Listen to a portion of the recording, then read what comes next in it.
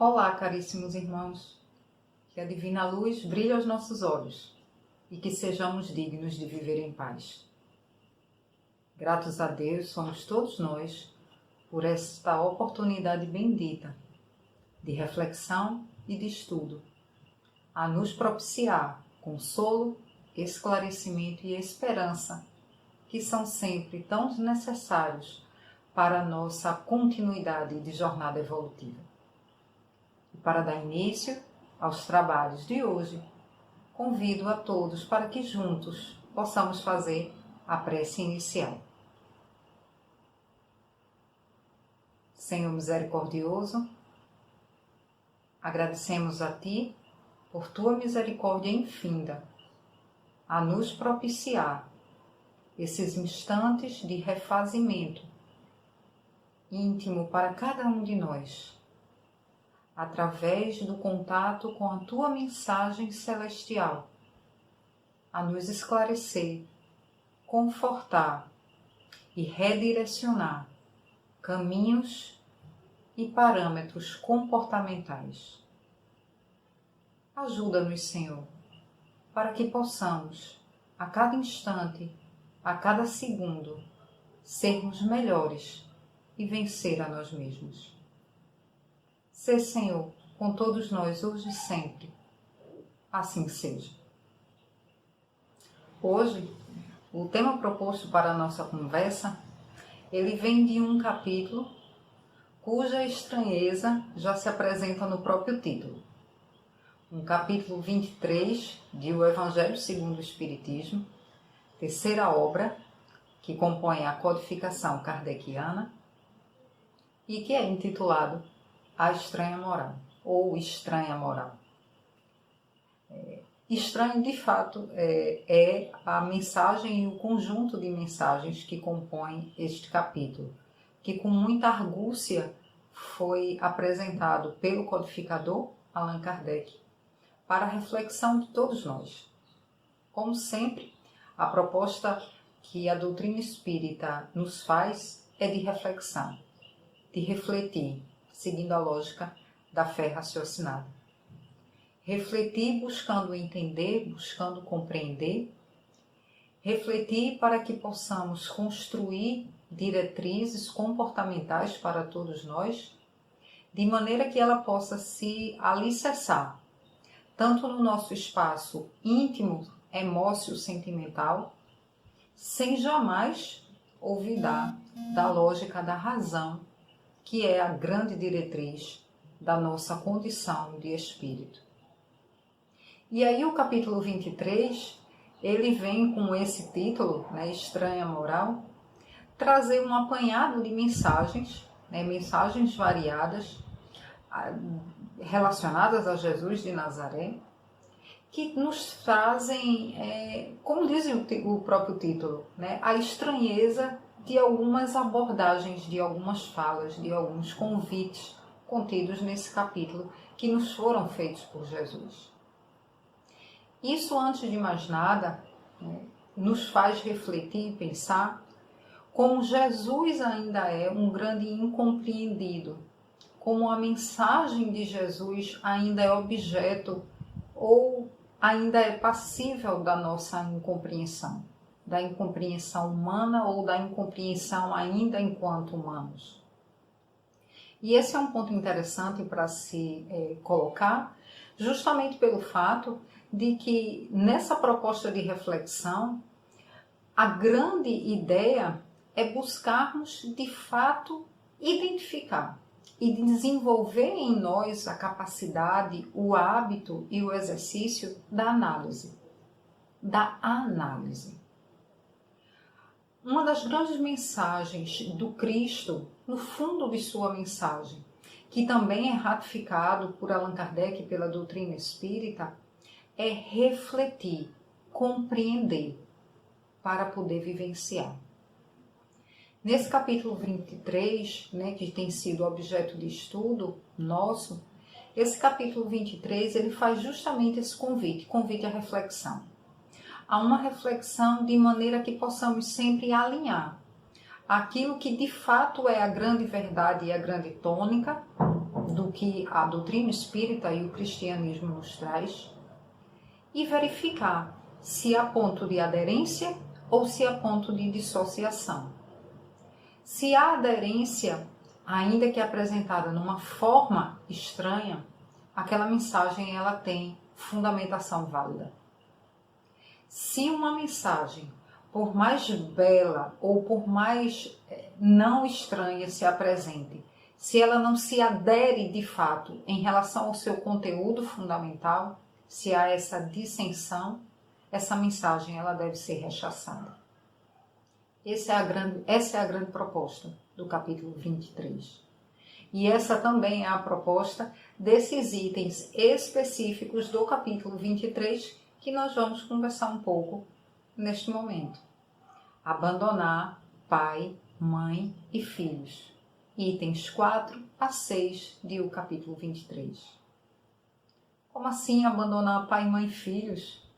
Como assim o Cristo, Jesus de Nazaré, nos propõe ou nos exige que abandonemos as nossas famílias, o ambiente familiar e aqueles afetos mais próximos da nossa condição encarnatória, fazendo uma escolha entre ele e os nossos familiares? Será mesmo que é isso que o Cristo nos propõe? Essa é a reflexão trazida por esses itens, apresentada em O Evangelho segundo o Espiritismo. É importante, antes mesmo de nós observarmos, apesar de já ser, claro, um texto conhecido, muitos de nós já ouvimos, lemos acerca desse capítulo 23 do Evangelho segundo o Espiritismo e especificamente deste trecho que nos compete conversar neste momento, abandonar pai, mãe e filhos. Mas é importante nós fazermos sempre reflexões iniciais, hebdomadárias, para que a gente possa resgatar algumas informações e alguns conceitos que nós já temos, que nós já sabemos, que todos nós dispomos, mas que é importante revisitar para não esquecer. Quando a gente está falando de trechos evangélicos, de trechos que compõem o Novo Testamento, os chamados Evangelhos, há algumas questões que não podem passar desapercebido e que precisam ser resgatadas na nossa lembrança para uma melhor compreensão do cenário como um todo. Uma primeira questão e uma questão extremamente importante, que ela não pode passar desapercebida, é o fato de que todo o Evangelho, todos os Evangelhos, considerando que nós temos 4 evangelhos canônicos, quando a gente vai abrir a Bíblia, o Novo, na parte relativa ao Novo Testamento, lá constam os 4 evangelhos. O Evangelho de Mateus, o Evangelho de Lucas, o Evangelho de Marcos e o Evangelho de João. Esses 4 evangelhos, nenhum, como o nome já sugere, foi escrito por Jesus. Jesus nada escreveu. O único episódio que todos nós nos recordamos de Jesus escrevendo alguma coisa foi no episódio da lapidação da mulher adúltera, da tentativa de lapidação da mulher adúltera, que Jesus se abaixa e está escrevendo na areia. Então é o único episódio que nós temos conhecido de alguma escrita de Jesus. Foi escrito na areia, então não temos registro do que foi escrito. Por que é importante fazer essa primeira consideração? Porque a gente está destacando o fato de que aquilo não está sendo narrado pelo autor do episódio. São pessoas que narraram a partir do que vivenciaram ou do que ouviram do que foi vivenciado. Então, esse primeiro fato é um fato importante de nós nos recordarmos. A autoria não é do próprio Cristo. Todos nós sabemos disso, mas é algo importante para se frisar. O segundo ponto importante a ser frisado é justamente relacionado a essa autoria. Então, os 4 evangelhos, os evangelhos canônicos. Todos nós sabemos e cada vez mais informações vêm chegando, e não falo de informações necessariamente espirituais, né, informações materiais do mundo material. Mas cada vez mais nós sabemos que a redação de um evangelho era algo muito comum naquela época do cristianismo primitivo. Então não existiram e não existem apenas esses 4 evangelhos que nós conhecemos dentro do Novo Testamento, né? Tanto é que eles são conhecidos esses como evangelhos canônicos, aqueles que foram escolhidos para compor os cânones da Igreja Cristã originária, que é a doutrina católica, que é o catolicismo. Inúmeros outros evangelhos existiram e existem, e esses 4 foram os 4 escolhidos durante o Concílio de Nicéia, lá no ano 325, né, já na era cristã, e no Concílio de Nicéia esses foram escolhidos os evangelhos para compor a doutrina do catolicismo. E quem seriam esses 4 personagens? Né, inclusive, informações espirituais, né, nos trazem maiores detalhes sobre quem seriam esses 4 evangelistas. Mateus e João eram 2 apóstolos de Jesus. Então, eles narraram a partir, de fato, do que eles viveram e, obviamente, a partir do que eles compreenderam, de como eles entenderam o que eles vivenciaram. Então, Mateus e João foram testemunhas efetivas daqueles episódios. Então, e ambos escreveram os evangelhos após o processo de crucificação, não foi uma narrativa a tempo do acontecimento dos fatos. Os evangelhos todos foram escritos após a crucificação, bem após a crucificação. Então, esses 2. Marcos e Lucas, eles não eram apóstolos de Jesus. Ambos escreveram ouvindo relatos de quem conviveu com Jesus. Marcos redigiu o evangelho voltado numa lógica de atender às necessidades de conhecimento dos romanos recém-convertidos. Então, daqueles que eram romanos que passavam a ter contato e convertiam aquilo que hoje nós chamamos de cristianismo, né, aquela nova seita, como era apresentado e entendido na época, e aquela escrita evangélica era destinada para eles. E ele escreveu, Marcos escreveu, a pedido de Pedro. Então, a partir dos relatos de Pedro e atendendo a um pedido de Pedro, apóstolo, Marcos começou a fazer a escrita dos evangelhos, do evangelho de Marcos. Já Lucas escreve para os gentios convertidos. E quem seriam esses gentios convertidos? Na época da antiga Roma, quem não era romano era considerado bárbaro, era considerado estrangeiro, era gentio. E esse gentio, gentio aí com o O no final e não gentio de gentileza, mas o gentio daquele que é estranho, daquele que é forasteiro, que não compunha a natureza e a nacionalidade romana.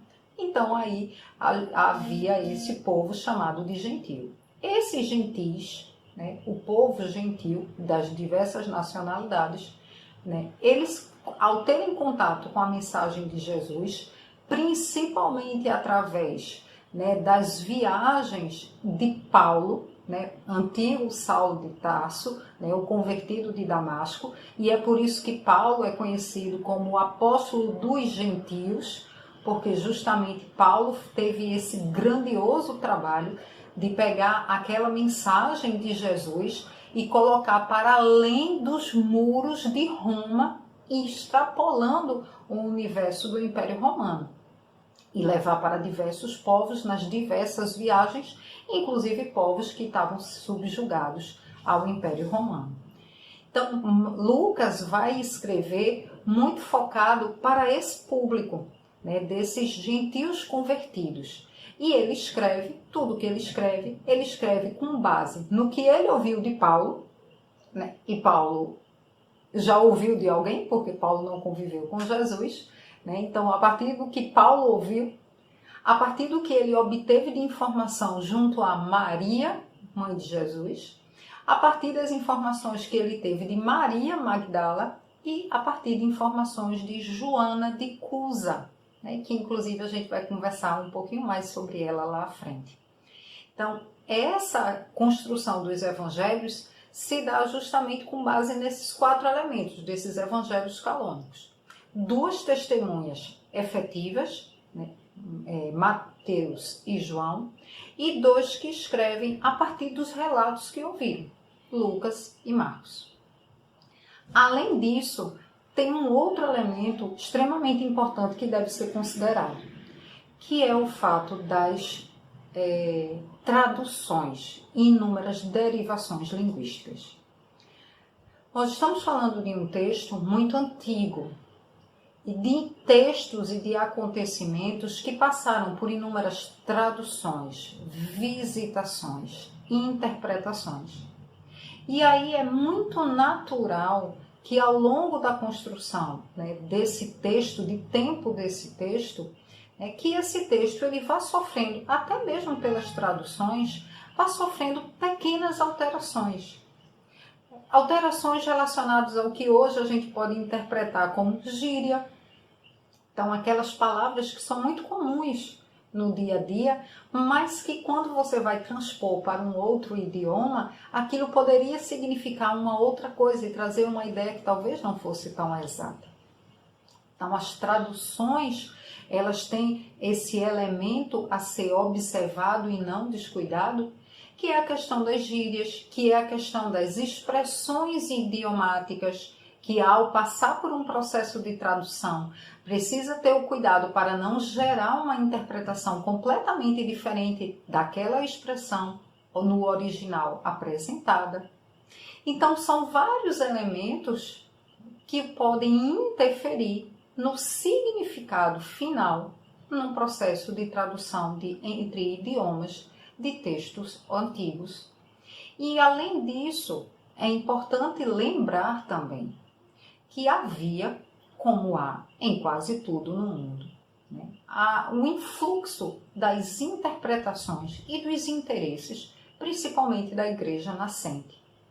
E essa fala não é uma fala de crítica mordaz, venenosa a esse processo histórico vivenciado, mas o reconhecimento de um fato, né, um fato histórico, um fato que hoje não é negado, né, nem mesmo pelas partes mais diretamente envolvidas. No processo de construção da doutrina cristã tradicional, houve sim, né, o acréscimo de informações, de interpretações, num processo ainda natural dentro da lógica humana de adequar um texto, um discurso e uma fala ao que se quer, ainda que seja numa boa intenção de atender a um propósito maior. Mas assim o acréscimo de algo que efetivamente não constava no original. Então, juntando todos esses elementos, o que se quer sempre lembrar ao falar sobre isso é que é importante ter em mente que não podemos considerar que o que está grafado efetivamente é o que aconteceu naqueles termos exatos e naquelas palavras. Agora, isso também não significa que os textos evangélicos são desprovidos de valor ou que deveriam ser desprezados. De maneira alguma, essa é a lógica. Porque em todo esse processo há um componente que comanda e que dirige tudo isso relacionado à revelação divina, que é a providência divina. De maneira alguma, Deus permitiria, como de fato não permitiu, que apesar de todo esse processo de interferência humana, processo natural de pequenas modificações de tradução, de esquecimento ou não boa interpretação dos fatos narrados por aqueles que depois compuseram os evangelhos, que isso alterasse de forma substancial a essência da mensagem. Daí, conter no próprio evangelho uma expressão que o Cristo nos trouxe e que cabe aqui perfeitamente. A palavra por si só mata, o Espírito vivifica. O espírito da mensagem, o espírito do evangelho deve estar presente. independentemente da palavra efetivamente lá utilizada. Essa, no final das contas, é a grande mensagem que esse capítulo 23 quer tratar e quer nos apresentar. De mais do que nos atermos às palavras, buscarmos o sentido e o verdadeiro significado das coisas. E qual seria, então, o significado do abandonar pai e mãe? Não é para abandonar, é para abandonar, é para escolher entre Jesus e os amores familiares? Que caminho é esse a seguir? Esse trecho, né, do abandonar pai, mãe e filhos, né, que está lá no Evangelho segundo o Espiritismo, no capítulo 23, Estranha Moral, itens 4 a 6, né, ele é composto por 3 trechos evangélicos, né, 3 trechos que estão contidos no Novo Testamento. E esses textos, eles dizem o seguinte, vou fazer uma leitura rápida para que nos recordemos do que efetivamente consta nos trechos. Quem quiser pegar seu evangelho, quiser acompanhar a leitura, façamos a leitura em conjunto. No item 4, diz assim, né, e a narrativa é de Mateus, no capítulo 19, versículo 29. E diz o primeiro trecho, aquele que houver deixado, pelo meu nome, sua casa, os seus irmãos, ou as suas irmãs, ou o seu pai, ou a sua mãe, ou a sua mulher, ou seus filhos, ou as suas terras, receberá o cêntuplo de tudo isso e terá por herança a vida eterna. Então, nesse primeiro trecho, quando nós lemos aqui, o que contém numa interpretação literal, né, utilizando de uma hermenêutica de literalidade, tem Jesus dizendo textualmente, se abandonar tudo e ficar comigo, receberá muito mais. E tem um segundo trecho, um trecho do evangelista Lucas, no capítulo 18, versículos 28 a 30. E diz assim, então disse-lhe Pedro, quanto a nós, vê que tudo deixamos e te seguimos? Jesus lhe observou, digo-vos em verdade, que ninguém deixará pelo reino de Deus sua casa, ou seu pai, ou sua mãe, ou seus irmãos, ou sua mulher, ou seus filhos, que não receba já neste mundo muito mais, e no século vindouro a vida eterna. Então, nesse outro trecho evangélico, aqui trazido por Lucas, tem aquela ratificação da ideia de um texto inicial, escolhendo entre Jesus e a família, por Jesus, receberá muito mais nessa troca. E encerra o trecho, a parte evangélica, né, com outro trecho de Lucas, o terceiro trecho de Lucas, já no capítulo 9, versículos 61 a 62. Disse-lhe outro, Senhor, eu te seguirei, mas permite que antes disponha do que eu tenha em minha casa. Jesus lhe respondeu, quem quer que, tendo posto a mão na charrua, olhar para trás, não está apto para o reino de Deus. E aí esse terceiro trecho dá uma ideia de se é para deixar tudo, é para abandonar. Por isso que esse texto em um Evangelho segundo o Espiritismo traz justamente esse verbo no título, abandonar, porque justamente esse terceiro trecho, esse trecho final, dá essa ideia, não, vai sair, saia mesmo, deixe tudo e venha comigo, de maneira que nada o detenha, como pede a outra pessoa, esse outro interlocutor a Jesus, permite que antes eu vá em casa dispor de algumas coisas, tratar, resolver algumas questões, sei lá, talvez despedir-se da família, e que Jesus não aceita. Diz não, se é para vir, venha, e simplesmente não bote a mão na charrua, né, no instrumento de trabalho, e não olhe para trás. A grande questão nesses 3 textos, né, e todos nós sabemos que nessa lógica universal, o amor a Deus, né, o amor ao bem, o amor ao amor, é a coisa mais importante do universo, todos nós sabemos, mas o que causa estranheza é a forma dura de desapego, mais do que desapego, de um aparente desprezo de Jesus a esses vínculos familiares. Até parecendo que não há uma lógica, que não há uma razão para estarmos no ambiente familiar, que não há um papel a cumprir no ambiente familiar, que nós não teríamos uma tarefa no ambiente familiar. E é óbvio, diante de tudo que nós sabemos, que é muito pouco dentro da verdade verdadeira do universo, mas que não é condizente nem se coaduna com o próprio ensino de Jesus. Jesus, que sempre tem uma fala de amor, de aconchego, de aproximação, de cuidado para com todos, aquele que nos pede que amemos até os nossos inimigos, não se colocaria nessa posição de ou comigo ou com sua família. E eu não admito um meio termo. Essa fala por si só, ela é uma fala estranha dentro da lógica da própria mensagem de Jesus. Qual é a grande reflexão? Por que Jesus, de uma forma tão dura, utiliza-se desses instrumentos de fala?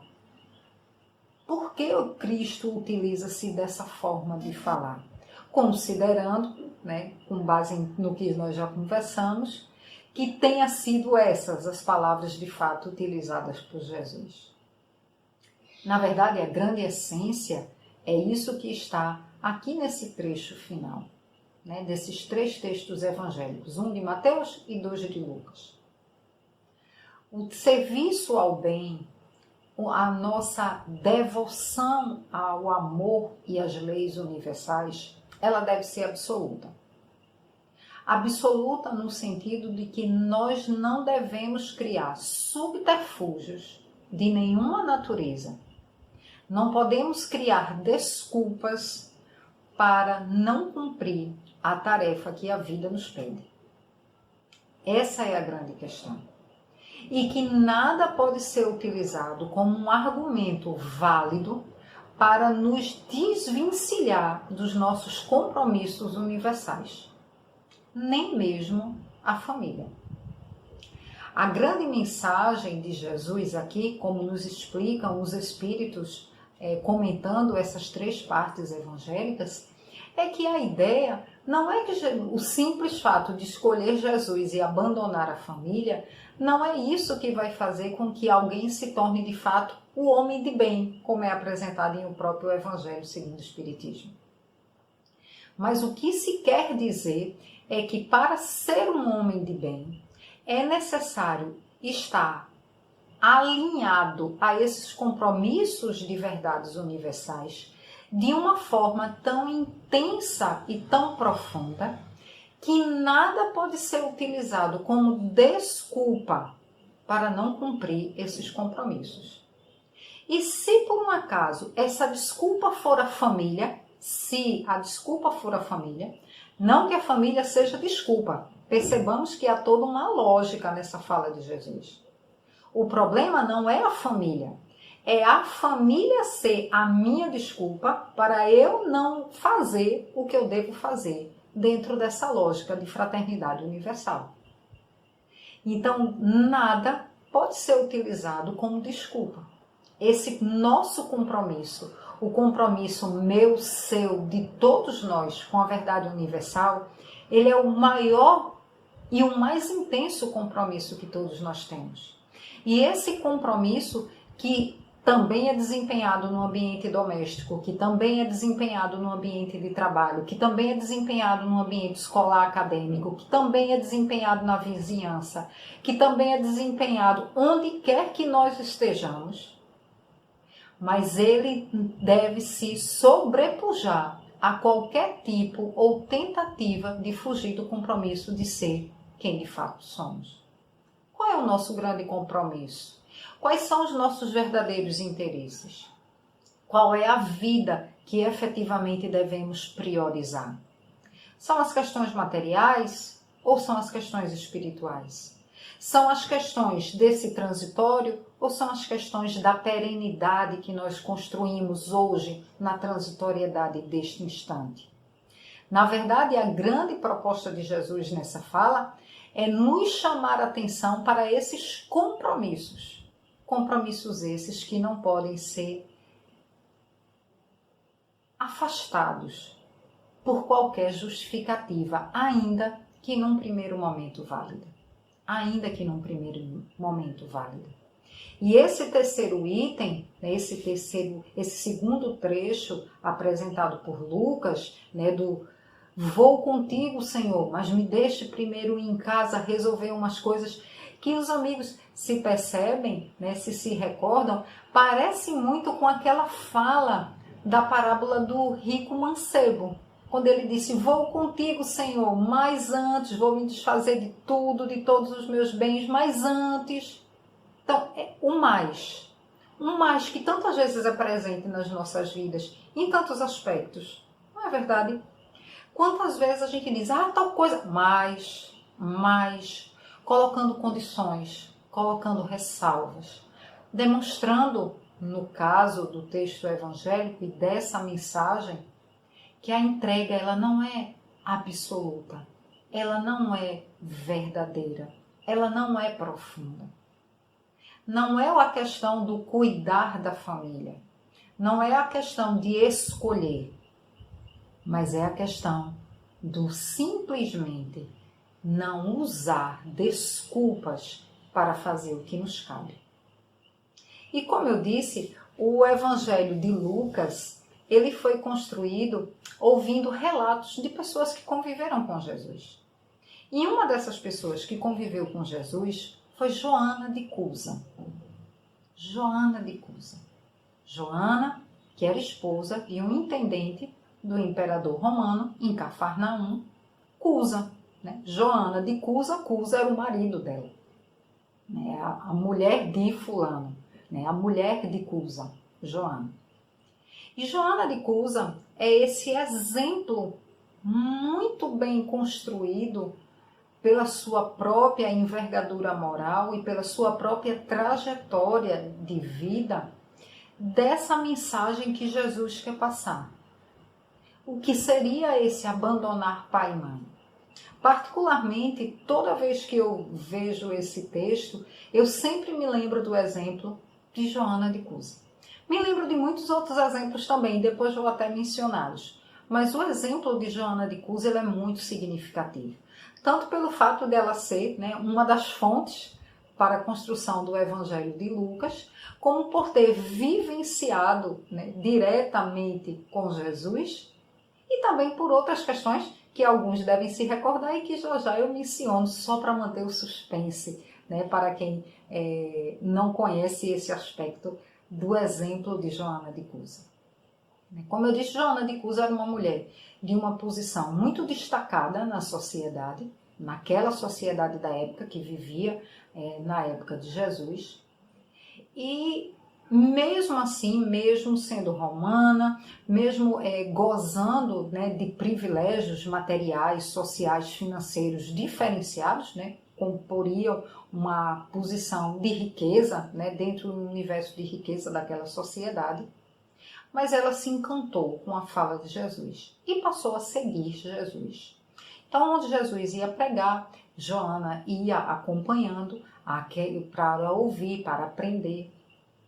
Só que a incomodava muito, apesar de todo o encantamento, o fato dela conversar com o marido, tentar explicar a ele, apresentar, compartilhar a boa nova com o marido, com Cusa, e o marido não aceitar. E além de não aceitar, não querer permitir, criar inúmeras dificuldades para que a mulher pudesse vivenciar aquela fé, abraçar aquela ideia que a seguia, que alimentava a alma. E aquilo a incomodava bastante, muito, muito, muito. né? Então, ele lá, e ele dizia que não podia, porque ele era um intendente de Herodes, né? Herodes o havia colocado no cargo em Cafarnaum, né? E que ele não poderia estar vinculado àquelas ideias, muito pelo contrário, ele transitava entre o templo de Jerusalém para agradar aos judeus, né? Aquela sociedade judaica, mas ele prestava os cultos devidos, né? à religião própria do Império Romano. E aquilo tudo incomodava muito Joana, a ponto de Joana ir conversar com Jesus, né? Desabafar, pedir um conselho, pedir uma orientação. E Jesus, de uma forma aparentemente contrária a esse texto do Evangelho segundo o Espiritismo, não diz a ela, conhecendo tudo o que estava no seu interior, não diz a ela, abandone sua família e venha viver, me seguir. Jesus diz, filha, volte para o seu lar, ame seu marido, aprecie suas boas virtudes. Vai, filha, e ser fiel. E manda Joana para casa. Joana entende a mensagem, entende que ali deveria ser o papel dela, de estar com a família, de cumprir seus compromissos domésticos familiares, e ela fica com o marido. Ainda aqui ou acolá, ela dava as escapulidas dela para seguir Jesus, tanto é que ela acompanhou o processo de crucificação, foi uma daquelas mulheres que acompanhou e apoiou Maria naquele processo de crucificação de Jesus, foi uma das mulheres que foi visitar o sepulcro vazio e descobriu o sepulcro vazio, né, naquele processo após a crucificação de Jesus, do desaparecimento do corpo de Cristo. Então ela ainda manteve os seus contatos, mas de forma muito discreta, atendendo à orientação de Jesus. O tempo passa muito tempo, bastante tempo. O marido, questões políticas, financeiras, vai perdendo prestígio, vai perdendo dinheiro, vai ficando numa condição muito frágil socialmente, em dificuldades financeiras, e ele, amargurado por todo esse processo de decaimento socioeconômico, ele chega a falecer, deixando Joana com seus 2 filhos, para que ela tomasse conta. E Joana, uma mulher muito rica, mas se vê desprovida de todas as condições financeiras, e ela, que era atendida por tantas servas, ela começa, para poder sustentar, ela começa a trabalhar na casa de família, de muitas famílias, para poder ganhar dignamente, né, dinheiro, recursos para o seu sustento e o sustento dos seus 2 filhos. E aí ela vai seguindo a vida dela. Até que num determinado momento ela volta para Roma. E ela volta para Roma num momento muito difícil para os cristãos primitivos, que foi justamente a época do reinado de Nero. E ela acaba sendo presa, né, porque após a morte do marido, ela se dedicou mais fortemente e aí de forma mais expansiva ao cristianismo nascente, e ela acaba sendo presa. E no momento em que ela é presa junto com um dos seus filhos, porque ela também conduziu os filhos ao cristianismo. E ela acaba sendo presa, ela e o filho. E quando ela é presa, né, e quando ela já está presa ao poste para virar a tocha humana, ser incendiada junto com o filho olha para ela, né, e pede desesperadamente chorando, né, repudia a Jesus, minha mãe. Então imagine a cena. Uma senhora já idosa, é o que nos conta, né, esse relato é do espírito Humberto de Campos, através de Chico Xavier, no livro Boa Nova, contando a vida de Joana de Cusa. E aquela mulher já idosa, chorando, né, por toda a situação, e o filho desesperado, dizendo, repudia a Jesus, minha mãe. Não vês que nos perdemos? Abjura, nega a Jesus. Faz isso por mim, que sou teu filho. E nesse momento em que ela precisa escolher entre negar a Jesus ou salvar a vida de seu filho, aí cabe muito bem o título desse texto evangélico de hoje: abandonar pai, mãe e filho. E aí ela lembra de tudo, lembra do exemplo de Maria, lembra dos conselhos de Jesus, lembra de tudo da história da vida dela, e ela pede ao filho que se cale, porque aquele era o momento de mostrar fidelidade a Jesus. E quando ela já está nos seus momentos finais, ainda vem um soldado romano, de forma muito irônica diz para ela assim: esse teu Cristo só te ensinou a morrer? Porque ela estava ali, era uma condição muito típica dos cristãos de não lutarem, não tentarem se defender ou negarem a morte. E ali ela diz: não, o meu Senhor não me ensinou só a morrer, mas me ensinou também a te amar.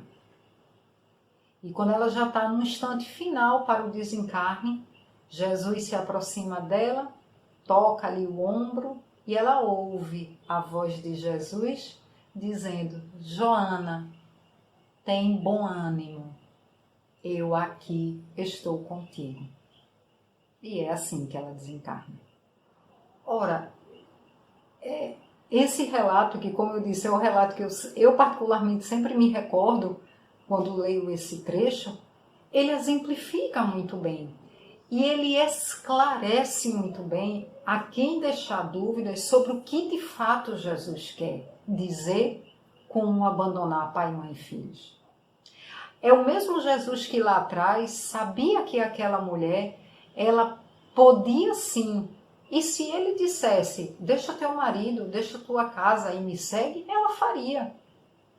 Mas havia toda uma necessidade de experiência, inclusive de ajuda ao marido. Havia um trabalho para ela fazer lá. O trabalho dela ainda não era com Jesus. E se fosse para abandonar a família, ela abandonaria.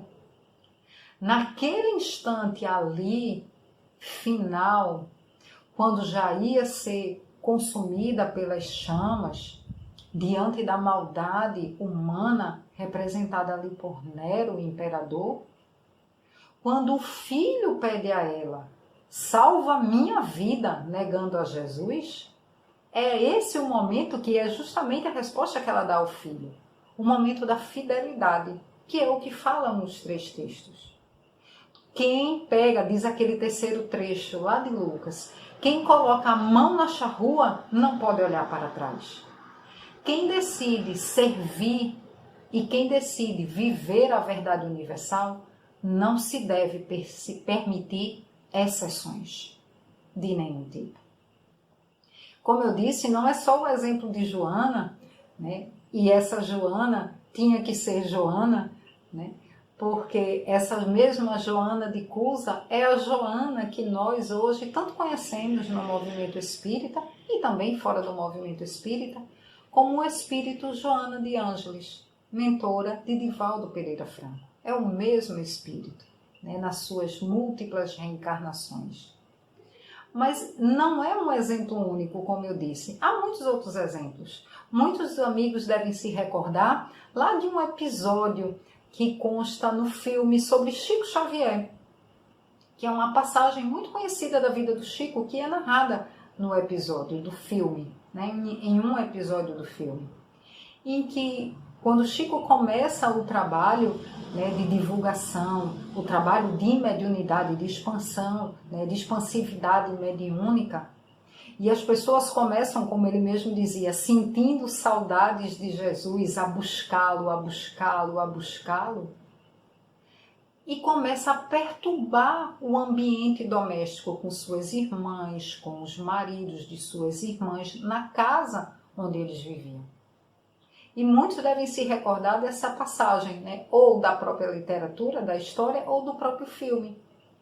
Que a família diz: Chico, nós perdemos a paz, porque todo mundo chega em qualquer hora, em qualquer momento, em qualquer dia, e você vai atendê-lo. Nós não podemos mais continuar assim. tirou todo o ambiente doméstico, a calma típica do ambiente doméstico, a privacidade do ambiente doméstico. E o que é que Chico faz? Abandona pai, mãe e filhos, como sugere o texto evangélico. Ele não fica com raiva da família, nem ele rompe com a família, perde os laços, brigam, aquela questão, fecha a cara um para o outro. Não foi nada disso. Ele entendeu a necessidade da família e o pedido da família. Mas ele também não podia abrir mão da fidelidade do serviço que estava se construindo na vida dele. E daí ele sai de casa e vai continuar com o seu trabalho. E quantos outros exemplos a gente não conhece no dia a dia? Nossa, eu me recordo de tantos exemplos de colegas e irmãos da campanha de fraternidade, da campanha do quilo, que muitas vezes fazem campanha do quilo escondido da família, porque a família é de outra religião. Quantas pessoas vão aos centros espíritas, têm trabalho nos centros espíritas, mas escondidos da família? Eu me lembro de um caso que a pessoa dizia assim, toda vez que eu vou para o centro, eu digo lá na minha casa que eu vou para um bar, que eu vou para um restaurante, que eu vou para a farra. Porque para a farra eu posso ir, eu só não posso ir para um centro espírita, porque a família não compreenderá. Quantas pessoas, isso não deixa de ser um abandonar a família, porque corre o risco de ser descoberto, de criar um problema dentro de casa, mas a pessoa se mantém fiel àquilo que acredita. E essa fidelidade não é apenas algo exclusivo dentro do espiritismo.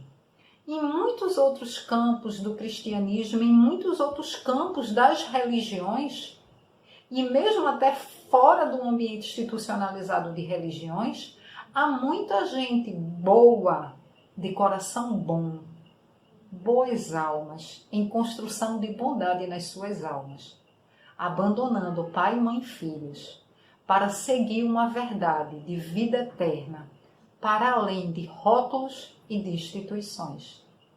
Essa é a grande mensagem de Jesus. É um abandonar, e como eu dizia antes, de não usar nada como desculpa para deixar de fazer o que nos cabe fazer. E é por isso que, como diz a própria Joana, mas não aquela ainda incusa, mas a hoje, Joana de Ângeles, lá no livro psicografado por Divaldo Pereira Franco, Jesus e o Evangelho, à luz da psicologia profunda, de fato, a mensagem de Jesus é muito estranha. Mas é estranha para quem vê a vida apenas pelos olhos do mundo. Para quem enxerga o viver apenas pelos compromissos limitados do mundo material. Viver é muito mais e nos pede muito mais. É por isso que Jesus, sim, é estranho. Como estranho pode ser aos olhos do grande mundo, aquele que decide abandonar-se para viver uma verdadeira vida e uma vida grandiosa.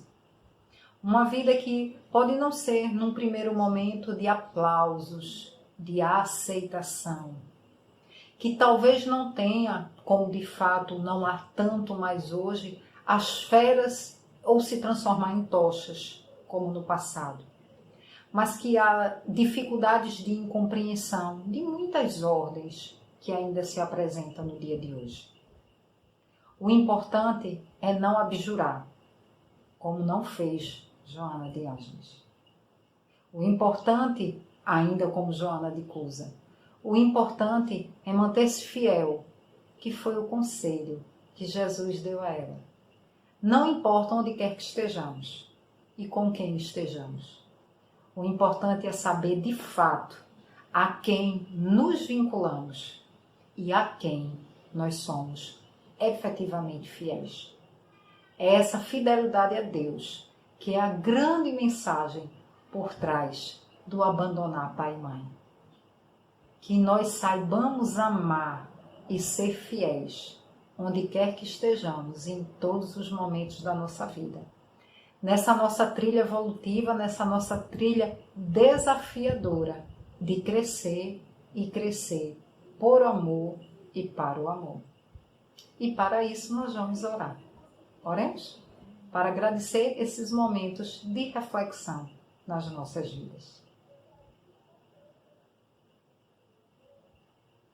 Senhor misericordioso, ajuda-nos a nos mantermos firmes, resolutos e decididos nesta jornada de vida que desejamos renovar em nós. Mantém-nos compromissados conosco mesmo nesse ideal de sermos fiéis a Ti. Nos dá a alegria dessa fidelidade construtiva e benfazeja, que nos impele para o alto, para uma vida melhor e para um ser melhor. Fortalece-nos no ideal abraçado e ampara-nos nas nossas incertezas. Socorre-nos a todos nós nos nossos momentos de fragilidade ou de fraqueza, para que possamos em Ti nos apoiar, fortalecer a nossa esperança e continuar seguindo firmes e fiéis. Sê, Senhor, com todos nós, hoje e sempre. Assim seja. Paz, luz, coragem e fé para todos nós. Até a próxima. Tchau.